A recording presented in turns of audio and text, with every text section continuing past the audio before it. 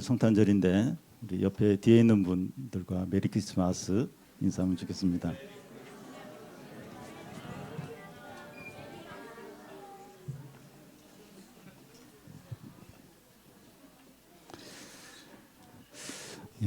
출생의 비밀이라는 말이 있습니다. 드라마에서 자주 등장하는 단골 메뉴 중에 하나인데요. 예를 들어서 어느 대기업 회장님의 이 차를 운전하는 기사가 새로 들어왔는데 잘생기고 매력적인 겁니다. 그 회장님의 딸이 그 기사를 운전기사를 좋아하는 겁니다. 그런데 어떻게 하다 보니까 그 운전기사의 출생의 비밀이 알려지게 되는데 그 회장님의 친아들로 드러나는 겁니다. 회장님의 딸은 연인으로 생각했던 기사가 자기 친오빠라는 걸 알고 크게 당황하고 그 기사는 더 이상 기사가 아니라 그 기업을 이어받을 후계자로 이제 준비를 하게 됩니다. 이런 내용은 드라마에서 자주 등장합니다.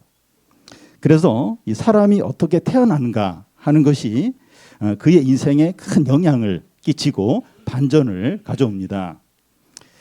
오늘 성탄절인데 예수님의 출생에 대해서 알아보려고 합니다. 우리가 이것을 아는 게 왜 중요한가 하면 예수님이 어떤 분인가 하는 것이 여기에 달려있기 때문이죠. 예수님이 세상에 오신 목적이 무엇인가 하면 예수님의 출생 기록에 다 나와 있습니다. 예수님이 어떻게 태어나시게 됐습니까? 세계 위인들의 전기를 보면 그가 이제 태어난 지역이나 그의 부모가 어떤 사람이고 또 그의 가정이 어떠했는가 하는 것에서 시작합니다. 예수님에 대해서도 그러합니다.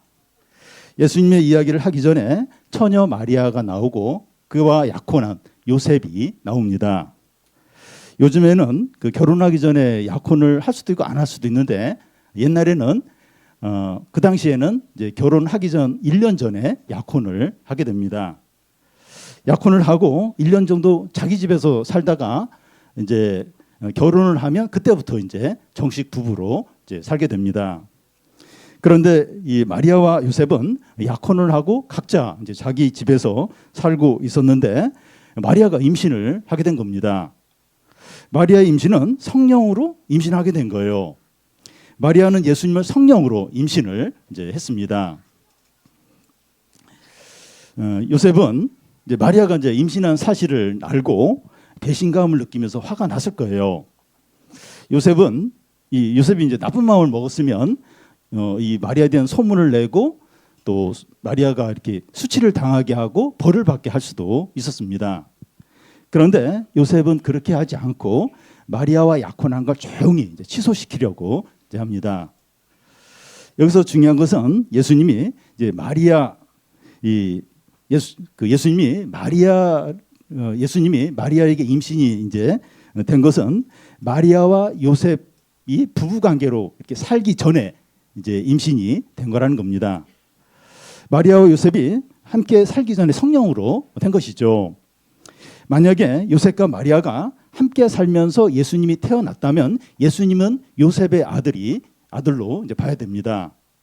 그런데 요셉이 태어나면서 그러니까 예수님이 이제 그 마리아와 요셉이 함께 살기 전에 이제 예수님이 이제 임신이 되고 났다고 하는 것은 이제 그 성령으로 이제 임신이 됐다고 하는 것은 하나님의 아들이라는 것을 이제 보여주는 거죠.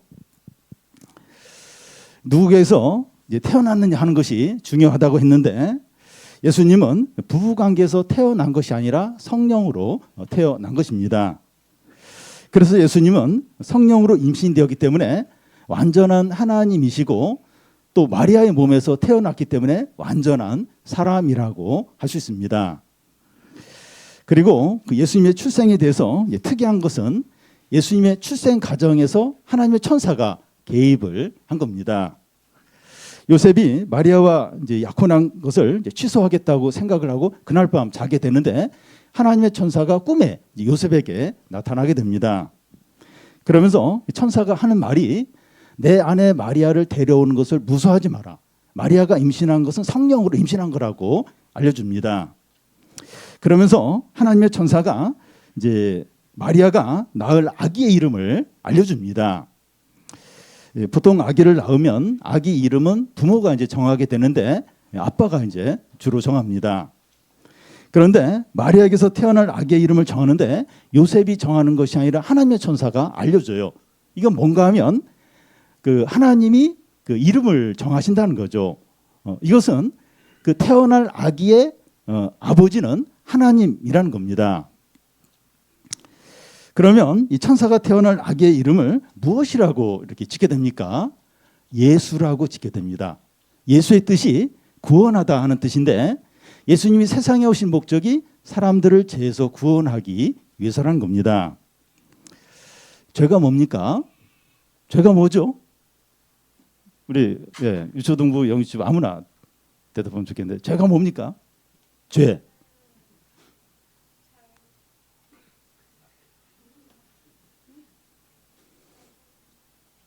네, 뭐 잘못한 거 맞죠? 네, 잘못한 거. 네, 하나님을 인정하지 않고 거부하고 대적하는 겁니다. 사람들이 하나님을 믿지 않고 하나님을 떠나고 하나님과 분리되는 거죠. 하나님은 생명의 근원이신데 하나님을 떠나니까 이제 죽음에 이르게 되고 죽음의 증상들이 가득 이제 해집니다. 이 세상의 전쟁과 범죄와 다툼과 싸움과 고통과 슬픔이 가득한 이유가 여기에 있습니다. 사람들이 하나님을 믿지 않고 떠나니까 온갖 죄들이 나오는 거예요.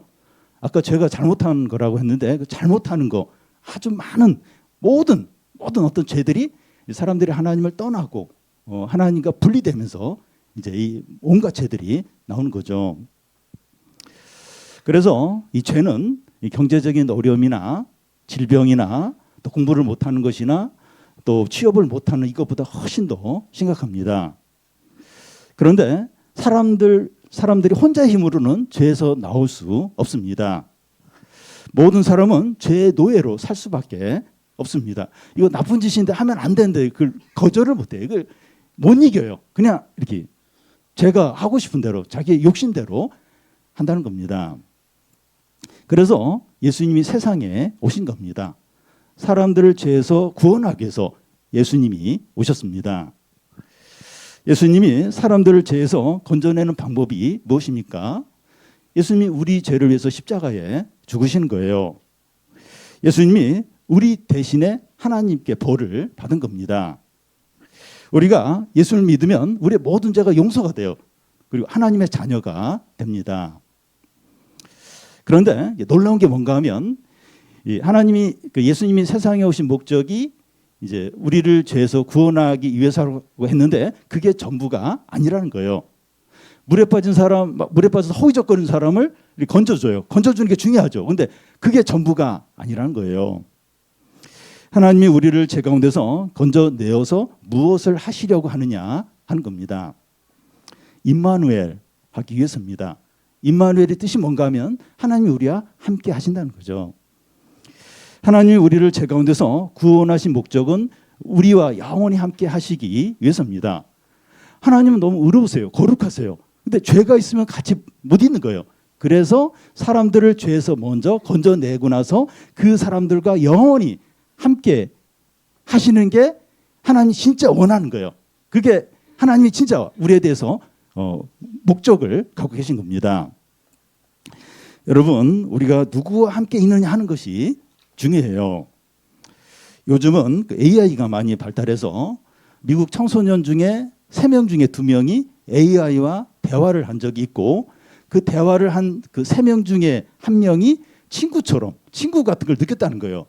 또 그렇게 느낀 친구 중에 3사람 중에 1사람이 자기의 어떤 깊은 고민을 그 AI와 이렇게 대화를 나눴다는 겁니다. 여러분, 친구를 사귀려고 하면 스트레스를 받아요. 스트레스를 받는데 AI는 그런 어떤 스트레스가 없어요. 그리고 이제 친구한테 자기 비밀을 이야기하면 그 친구가 소문을 낼 수도 있어요. 근데 AI는 그런 법이 없습니다. 그러니까 친구들보다도 그 AI나 핸드폰을 더 이렇게 의지를 하게 되는 겁니다. 그래서 어린이들, 청소년들이 그 친구랑 같이 친구 사귀고 이런 것보다도 점점 더 점점 더 AI나 핸드폰과 더 많은 시간을 갖고 그것과 더 가까이 많이 이제 지내는 겁니다. 그런데 AI 문제가 뭔가 하면 이 거짓 정보, 거짓말을 하고 나서 사과를 안 해요. 미안해하지 않아요. 그냥 굉장히 뻔뻔하게 거짓 정보를 분명히 얘기해서 그 큰 피해를 봤어. 근데 뭐 미안하다, 잘못했다 이런 얘기 안 합니다. 그리고 죄 짓는 방법을 잘 알려줘요. 여기 이렇게 뭐 아주 죄 짓는 거 많잖아요. 여러 가지 있는데 그 방법을 물어보면 AI가 잘 알려줘요. 그래서 이렇게 진짜 큰 죄를 짓고 그런 일들이 실제로 일어났습니다. 그러니까 AI를 가까이 하고 핸드폰을 가까이 하는 게 이게 막 뭐 정서적인 문제도 생기고 또 뭐 대인 관계도 하고 뭐 공부하는데도 방해가 되고 이게 도움이 안 돼요. 진짜 이렇게 많은 피해를 이제 가져오게 됩니다. 그런데 예수님이 세상에 오신 목적은 우리를 죄 가운데서 건지실 뿐만 아니라 우리와 영원히 함께 하시기 위해서입니다. 어린이에게 아빠 엄마가 함께 있으면 걱정할 게 없어요. 큰 개가 이렇게 다가와도 이제 보호해주고 배고프면 먹을 걸 사주든지 음식을 해주기도 하고 아프면 병원에 이렇게 데려갑니다. 또 어디 가야 되면 운전해서 데려다 주시기도 합니다. 그 이상 부모님이 해주는 게 너무나 많아요. 근데 하나님은 우리 부모님보다 돈이 더 많아요. 능력이 더 많고 사랑이 너무나 많습니다. 언제나 어디서나 함께하면서 도와주십니다. 이런 하나님이 우리와 함께 계시면 걱정할 게 없어요. 두려울 게 없습니다. 우리 교회가 내일 하남으로 이제 이사를 이제 하게 되잖아요. 우리 교회 장로님들, 권사님들, 안수집사님들, 집사님들, 우리 청년들이 많이 수고를 하고 계십니다. 저는 교회 이사를 앞두고 여러 가지 막 걱정들이 이제 많이 이제 되는 거예요. 그런데 하나님이 우리와 함께 하신다. 이걸 이제 생각하면서 이제 기도를 이제 하니까 어려움들이 막 해결이 됩니다. 저는 뭐 교회 이사 같은 이런 그런 큰 일을 이제 앞두고선 하나님이 함께 하신다. 이게 얼마나 든든하고 또 힘이 되는지 모릅니다. 임마누엘, 하나님이 우리와 함께 하시는 것이 이렇게 든든하고 힘이 됩니다. 우리가 어떤 상황, 어떤 어려움들 있다 할지라도 임마누엘, 하나님이 나와 함께 하신다. 그게 사실이라면, 사실이에요. 사실. 이라면 든든해요. 그리고 걱정할 게 없습니다. 성탄절은 예수님 오신 날을 기념하는 날입니다. 예수님 오신 목적은 우리를 죄에서 구원하고 우리와 영원히 함께 하시기 위해서입니다. 우리가 예수님을 잘 믿고 죄를 버리면 예수님 우리와 함께 하세요. 그러니까 죄도 안 버리고 또 예수님도 안 믿고 이러면 함께 안 해요. 근데 우리가 예수님을 잘 믿고 죄를 버리면 하나님 우리와 언제나 함께 하십니다. 우리가 예수님을 이제 이게 믿는 게 굉장히 중요한데 이것보다 더 좋은 게 없습니다. 여러분 테슬라 CEO 일론 머스크의 재산이 1,000조 원이 넘었다 그래요. 1,000원이 아니라 1,000조 원. 우리나라 내년 1년 예산이 728조 원이에요. 그러니까 일론 머스크의 재산이 한 나라의 1년 예산보다 더 많은 겁니다. 근데 1,000조 원을 갖는 것보다 하나님이 함께 하시는 게 더 좋습니다. 임마누엘. 하나님이 우리가 어려울 때나 힘들 때나 함께 하시면서 도와주시고 인도해 주시는 것이 가장 좋습니다. 성탄절을 맞이해서 우리를 위해서 사람이 되시고 십자가에 죽으시고 부활하신 예수님 믿고 의지하고 사랑해서 임마누엘 하나님이 항상 우리와 함께 하시기를 바랍니다.